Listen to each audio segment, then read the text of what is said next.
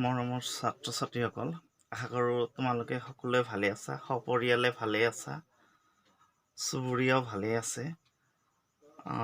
আমি ইতিমধ্যে বহু কথা আলোচনা কৰিছোঁ কাৰ্বন সম্বন্ধে। Welcome to my YouTube channel learn digitally. মোৰ ইউটিউব চেনেল লাৰ্ণ ডিজিটেলি সকলোকে স্বাগতম জনাইছোঁ। 10ম শ্ৰেণীৰ কাৰ্বন চেপ্টাৰটো আমি ডিছকাছ কৰি আছোঁ। Chapter number 4, lecture number today is 03, that is 3, and today is 17 April 2020. So far as we have discussed various carbon compounds, that is organic compounds, বিভিন্ন ধৰণৰ কাৰ্বনৰ জৈৱ যৌগ সম্বন্ধে আমি আলোচনা কৰিছোঁ আৰু সেইবিলাকৰ নাম কেনেকৈ ৰাখিব লাগে, কেনেকৈ কাৰ্যকৰীমূলকে ক্ৰিয়া কৰে, কাৰ্যকৰীমূলকৰ ফলত কেনেকুৱা ধৰণৰ ধৰ্ম লাভ কৰে, the properties and along with the functional groups mentioned already in my previous classes. Now let us discuss another topic, the most important chemical reactions shown by the organic compounds. Let us start. আমি ইতিমধ্যে বহুতো কথাই জানিব পাৰিছোঁ, কিন্তু আজি কাৰ্বনৰ সংঘটিত জৈৱ যৌগৰ কিছুমান ৰাসায়নিক বিক্ৰিয়া সম্বন্ধে আলোচনা কৰিম। একচুৱেলি যদি আমি আলোচনা কৰোঁ কম্বুশ্যন বা দহন সম্পৰ্কে,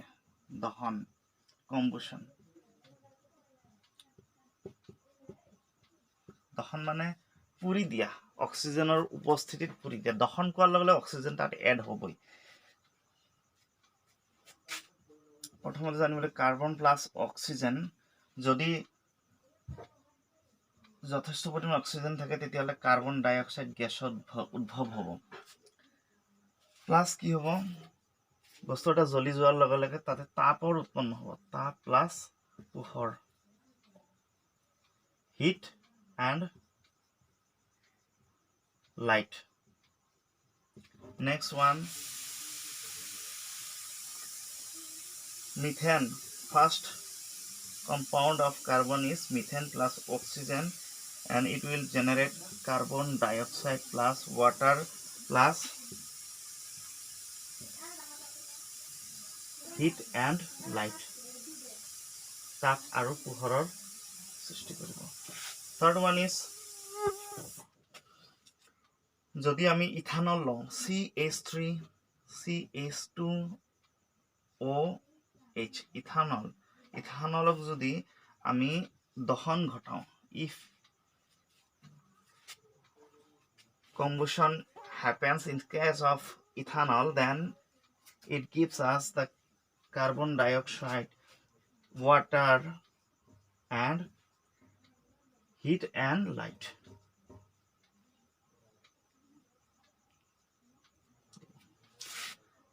এনেকুৱা বিক্ৰিয়া জৈৱ যৌগে দেখুৱায়। এতিয়া দুটা ইম্পৰ্টেণ্ট কথা আছে। যদি সংপৃক্ত হাইড্ৰকাৰ্বন থাকে, তেতিয়া সংপৃক্ত হাইড্ৰকাৰ্বনক যদি দহন ঘটোৱা হয় তেতিয়াহ'লে অমলিন নীলা শিখাৰ সৃষ্টি হয়। এটা শিখা, মমবাতিৰ শিখাই হওক, চাকিৰ শিখাই হওক বা গেছ ষ্ট'ভৰ শিখাই হওক, য'ত নীলা অংশ দেখা যায়, নীলা জুয়ে কেতিয়াও এলান্ধুৰ সৃষ্টি নকৰে। সংপৃক্ত হাইড্ৰকাৰ্বনে অমলিন অৰ্থাৎ নীলা শিখাৰ সৃষ্টি কৰে, কিন্তু অসংপৃক্ত হাইড্ৰকাৰ্বনে কলা বা হালধীয়া শিখাৰ সৃষ্টি কৰে, যিয়ে এলান্ধুৰ সৃষ্টি কৰে।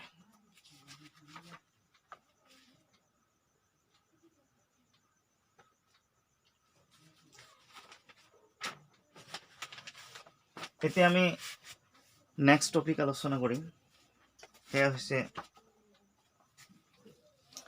জাৰণ বিক্ৰিয়া, the oxidation reaction shown by the organic compounds.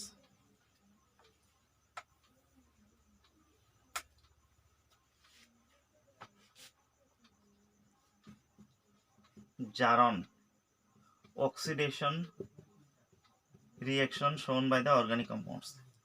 জারণ মানে যোগ হোৱা বুলি ধৰিলে হ'ল। কি যোগ হয়? অক্সিজেন যোগ হয়। ক'ত যোগ হয়? Organic compound. In case of oxidation reaction, the oxygen is added to organic compounds. জারণত কি হয়, জারণ করার লগে লগে কার্বন যৌগ জারিত হৈ যায়। এলকহলৰ ক্ষেত্ৰত যদি জাৰণ ঘটোৱা হয় তেতিয়াহ'লে এলকহলে জাৰিত হৈ কাৰ্বক্সিলিক এসিড উৎপন্ন কৰে। এলকহল জাৰিত হৈ কাৰ্বক্সিলিক এসিড উৎপন্ন কৰে। Alcohol means ROH। জারণ করার লগে লগে অক্সিজেন এড হৈ কিনে RCOOH ফর্মেশন হয়। This is general reaction.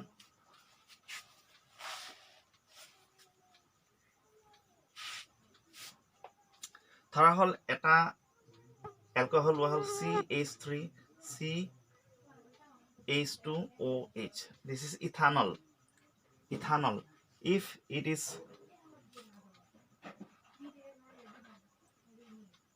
reacted in presence of ক্ষারকীয় potassium permanganate KMnO4, ক্ষারকীয় alcoholic ALC, alcoholic,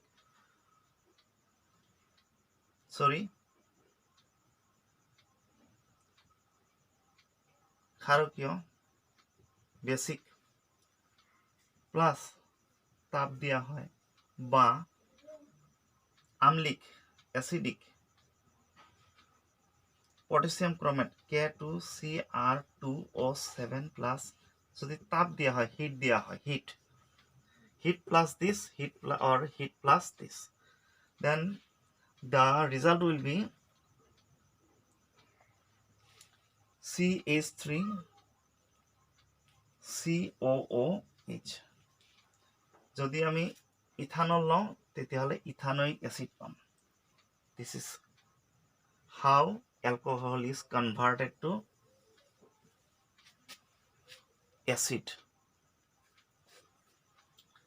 Now let us see now another reaction shown by the carbon compound. This is called addition reaction. আমি জারণ বিক্রিয়া চালো, এতিয়া চাম যোগাত্মক বিক্রিয়া। যোগাত্মক শব্দৰ অৰ্থ হল যোগ হোৱা। কি যোগ হয় সেয়া নিৰ্ভৰ কৰিব, সেয়া চাব লাগিব। যোগাত্মক বিক্ৰিয়া হৈছে প্যালাডিয়াম PD বা নিকেল অনুঘটকৰ উপস্থিতিত যদি হাইড্ৰোজেন যোগ কৰা হয়। কি যোগ কৰা হয়? হাইড্ৰোজেন যদি যোগ কৰা হয় তেতিয়াহ'লে হাইড্ৰোকাৰ্বনৰ লগত হাইড্ৰোজেন যোগ হৈ কিনে সংপৃক্ত হাইড্ৰোকাৰ্বনৰ সৃষ্টি হয়। আমি জানো যে অসংপৃক্ত হাইড্ৰোকাৰ্বনত কি থাকে? হাইড্ৰোজেনৰ কমি থাকে, হাইড্ৰোজেন সোমাব পৰা ঠাই থাকে। যেনেকে চেনি আৰু পানীৰ এটা উদাহৰণ দিছিলোঁ। অসংপৃক্ত হাইড্ৰোকাৰ্বনৰ পৰা এটা বান্ধনী ভাঙি গ'লে দুটা হাইড্ৰোজেন সোমাব পাৰে। প্যালাডিয়াম বা নিকেল অনুঘটকৰ উপস্থিতিত হাইড্ৰোজেন যোগ কৰাৰ ফলত অসংপৃক্ত হাইড্ৰোকাৰ্বনৰ পৰা সংপৃক্ত হাইড্রোকার্বন উৎপত্তি হয়। If in presence of palladium and nickel catalyst, hydrogen is added to any unsaturated organic compounds, then the result is found to be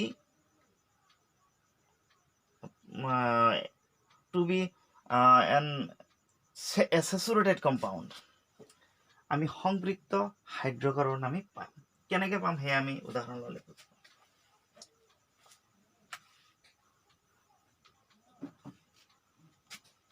carbon radical double bond ধৰা হল ইয়াতে প্যালাডিয়াম বা নিকেল আছে, তলত হাইড্ৰোজেন এড কৰা হৈছে, যোগ কৰা হৈছে। তেতিয়া আমি পাম এই হাইড্রোজেন ইফালে এটা সোমাই যাব, ইয়াতে এটা সোমাই যাব, এটা বান্ধনী আঁতৰি যাব। That means R single bond আর এই এটা বান্ধনী উঠি গৈ দুটা হাইড্রোজেন দুফালে এড হৈছে। যোগ হৈছে যোগাত্মক বিক্রিয়া। যোগ হোৱাৰ কাৰণে যোগাত্মক বিক্রিয়া হৈছে। Here is added hydrogen to the both carbon of this compound. That is why it is called the addition reaction. Okay, now let us forward for another topic.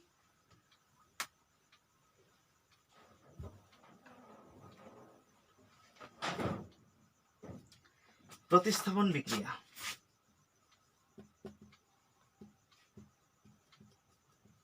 প্রতিস্থাপন বিক্রিয়া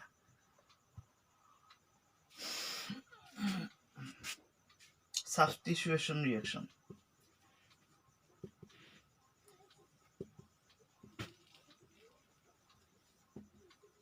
প্রতিস্থাপন বিক্রিয়া মানে কি এটাৰ ঠাইত এ আছে বি আছে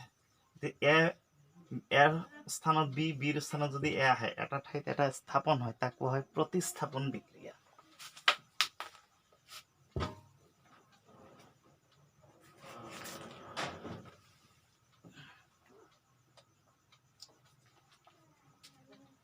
আমি এটা কথা জনা উচিত যে সংপৃক্ত হাইড্ৰকাৰ্বন বিলাক ইমান সক্ৰিয় নহয় যিহেতু তেওঁ সংপৃক্ত হাইড্ৰকাৰ্বনত সকলোকেইটা যোজ্যতা ফুলফিল হৈ থাকে। সংপৃক্ত হাইড্ৰকাৰ্বন সিমান সক্ৰিয় নহয়, বেছি এক্টিভ নহয়, ফটককৈ ৰিয়েকশ্যন নকৰে। কিছুমান অৱশ্যে সূৰ্যৰ পোহৰ যদি পায় সূৰ্যৰ পোহৰৰ উপস্থিতিত কি কৰিব পাৰে কেতিয়াবা উদাহৰণস্বৰূপে ক্লৰিনে হাইড্ৰকাৰ্বনৰ লগত ৰিয়েকশ্যন কৰি কিনে কিছুমান যৌগৰ সৃষ্টি কৰিব পাৰে, হেলো এলকেন সৃষ্টি কৰিব পাৰে। তো এই ক্ষেত্ৰত কি কৰে ক্লৰিনে হাইড্ৰজেনক আঁতৰাই নিজে এটা এটাকৈ সোমাই পৰে। এইটো বিক্ৰিয়াক প্ৰতিস্থাপন বিক্ৰিয়া বুলি কোৱা হয়। উদাহৰণস্বৰূপে যদি আমি চাওঁ মিথেন CH4 ফাৰ্ষ্টত একচুৱেলি ক্লৰিনটো সূৰ্যৰ পোহৰত আল্ট্ৰা ভায়োলেট ৰেইছত কি হয় ক্লৰিন দুটা ক্লৰিন পৰমাণুলৈ বিভাজিত হয়। এই সূৰ্য মিথেনক যেতিয়া ক্লৰিনৰ লগত সূৰ্যৰ পোহৰ that means H nu in presence of sunlight when chlorine is added to first organic compound methane, then it gives the production of chloromethane. That means এটা হাইড্রোজেন চাৰিটা আছে এটা ওলাই যাব এটা ক্লৰিন ইয়াতে সোমাই যাব। ইয়াৰ পৰা ওলাই যোৱা হাইড্ৰোজেন এটাই এটা বাকি থকা ক্লৰিনৰ লগত HCl হাইড্ৰক্লৰিক এসিড গঠন কৰিব। CH3Cl এটা ক্লৰিন সোমাই গল এটা হাইড্ৰোজেন আহি এই ক্লৰিনৰ লগত লগৈ HCl হাইড্ৰক্লৰিক এসিড এটা ঠাইত এটা সোমাইছে সেইকাৰণে ইয়াক কোৱা হয় প্ৰতিস্থাপন বিক্ৰিয়া। নেক্সট ইয়াৰ নাম হৈছে ক্লৰমিথেন। এই ক্লৰমিথেন আকৌ CH3Cl আকৌ যেতিয়া ক্লৰিনৰ লগত ৰিয়েকশ্যন কৰিবলৈ দিয়া হ'ব সেম কণ্ডিশ্যন সূৰ্যৰ পোহৰ যেতিয়া পাব তেতিয়া এতিয়া আৰু এটা ক্লৰিন সোমাব দুটা ক্লৰিন সোমাব এটা হাইড্ৰোজেন কৰিব তেতিয়া ডাইক্লৰমিথেন CH2Cl2 আকৌ হাইড্ৰক্লৰিক এসিড বনাব HCl। এইটোৰ নাম হ'ব ডাইক্লৰো দুটা ক্লৰিন আছে কাৰণে ডাইক্লৰমিথেন CH2Cl2 প্লাস আকৌ ক্লৰিনৰ লগত ৰিয়েকশ্যন হয় সেম কণ্ডিশ্যন এইবাৰ হাইড্ৰোজেন এটা কমিব ক্লৰিন আকৌ বাঢ়ি তিনিটা হ'ব প্লাস আকৌ HCl ইয়াৰ নাম হ'ব ট্ৰাই মানে তিনিটা ট্ৰাইক্লৰমিথেন CHCl3 প্লাস ক্লৰিন এইবাৰ ক্লৰিন আৰু এটা সোমাব চাৰিটা হ'ব হাইড্ৰোজেন এটা আছে এতিয়া একেবাৰে নাইকিয়া হৈ যাব CCl4 প্লাস HCl ইয়াৰ নাম হ'ব টেট্ৰাক্লৰমিথেন। টেট্ৰা মানে চাৰিটা ক্লৰিন থকা মিথেন। এয়া হল প্ৰতিস্থাপন বিক্ৰিয়া দেখুৱা এটা প্ৰক্ৰিয়া। বহুত ইম্পৰ্টেন্ট কথা।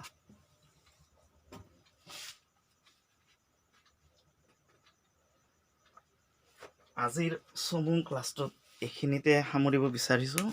প্ৰথমতে আমি আলোচনা কৰিলো